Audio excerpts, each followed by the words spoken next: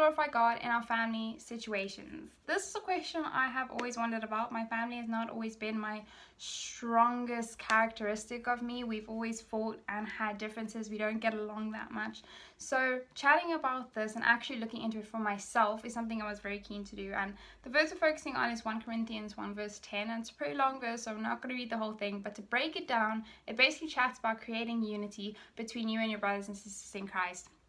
And that does also mean your family and your relatives and who you live with at home. And I'm sure we've all dealt with a family situation, and sometimes you look at your family member and you honestly just think they're from a different planet. Sometimes you guys aren't on the same pages, you aren't understanding each other, you are fighting or miscommunicating, and things just seem like they are wrong. And if you're in my family loves holding grudges, and they don't like saying sorry, and they don't do forgiveness. So everyone's family has something that they struggle with. And this verse tells us to create unity regardless of the problems and the situations that are in between us right now.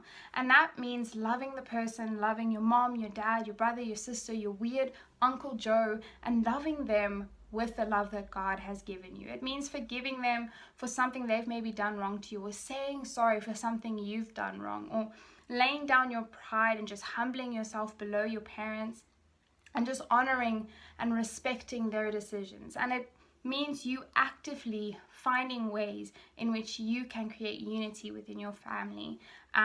So my challenge for you after watching this video and through the rest of the week, month, and lockdown, seeing that we are stuck with our families, how are you creating unity in and amongst your family? How are you trying to build that sense of brother and sisterly love in between you and your family? And if you're not, what can you do? What are small things in your family that you can bring God into, so that if there's another family that's struggling with the same things and they look at your family, they're gonna know that God is the one difference in your family and their family. And in that way, we're gonna glorify God.